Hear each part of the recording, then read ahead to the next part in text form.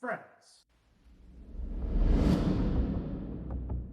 Almost 2 years ago now, Just Us Coffee Roasters reached out to me to sponsor a build on the channel, and this Trek 8500 was the perfect chassis to start the process off with. I acquired this frame with no real parts, so it was a proper clean slate to build up how I wanted for the partnership, and I began ordering parts fast and furious because the budget existed, and I was a little worried that I'd miss out on available parts because at the time, everything was in such short stock and everything was in demand.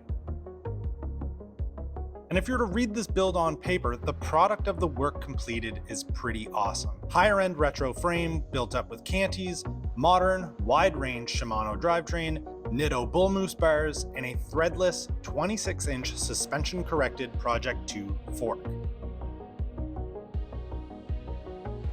The picture of that in my mind looks a little different than what we have in front of us. Reality is a bike that looks a little funny, handles kind of funny, all while riding a little bit harsh.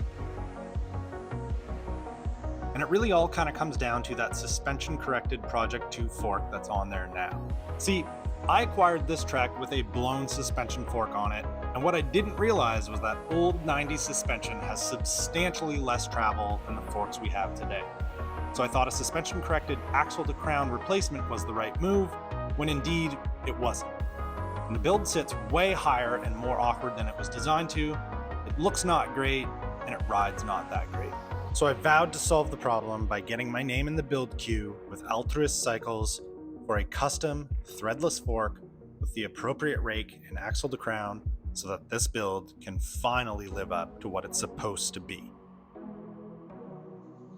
And finally, after patiently waiting for our turn in the queue, I'm told fork ships out this week. Woo! And with that, I want to take this video as an opportunity to begin the preparations of the rebuild.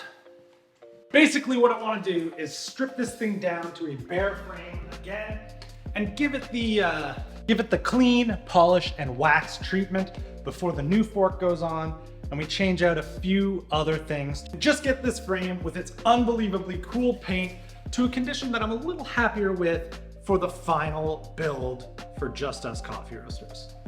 It's really hard to capture the blue and red that is in this black paint, and I'm hoping that polishing and waxing will allow it to be shiny enough that some of those colors can kind of come through a bit, but you do have to be close in the right lighting to see it. It's cool paint. So yeah, to make me feel like I'm procrastinating a little less as I wait for the fork to arrive, that is the plan of attack.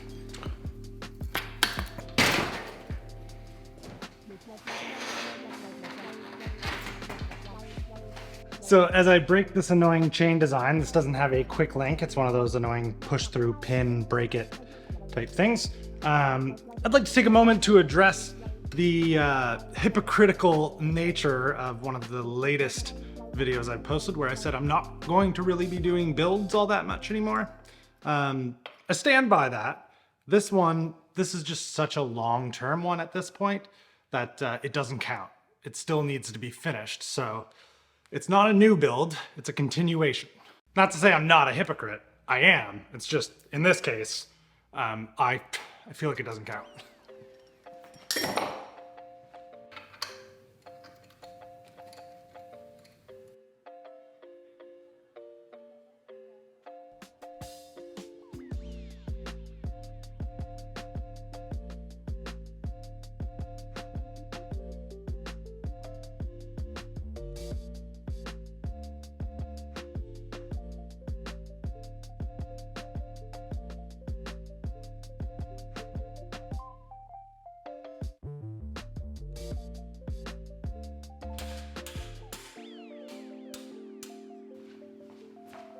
Wow.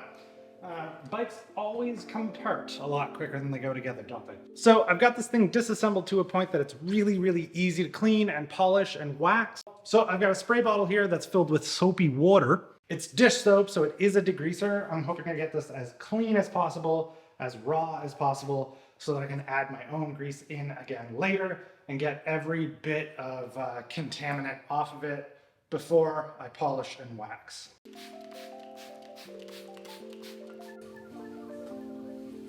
Okay, so the frame is about as clean as I'm gonna get it now. I went over it like 2 or 3 times, kept spraying, wiping, spraying, wiping. I'm gonna polish this now. I don't know if I'm gonna be able to capture it necessarily with video in this lighting, but what I'm hoping to bring back is some of the shininess and the smoothness in the top tube. This frame has obviously lived kind of a hard life of cables smacking the top tube, and that does dull the paint a little bit. But when we did this on the rock hopper, it really brought it back. We'll see if it kind of comes back, and then the wax will really just add a lot of shine to it. And then, yeah, then I'll be happy and ready for the fork and all the other stuff that the build is going to get. I don't have anything else to say.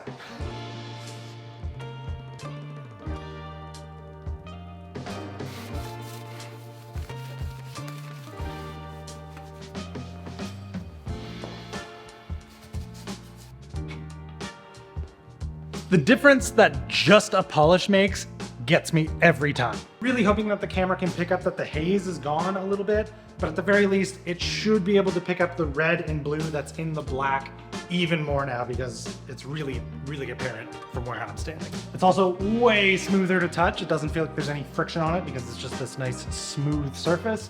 Now we're gonna wax it to protect the work that we just did. I'm still on the same can of stuff that I have been using for the last however many times you've seen me do this. This stuff lasts forever. Same with the polish. It's the same bottle of polish I've always had.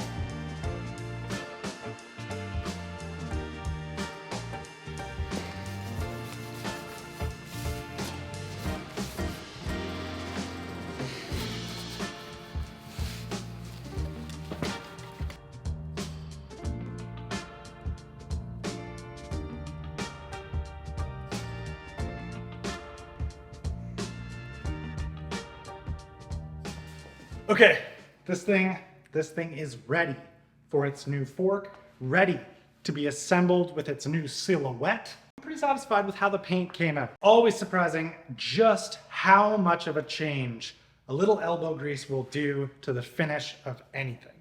Okay, time well spent, excited for the next step. No, I'm not putting drop bars on this. Don't even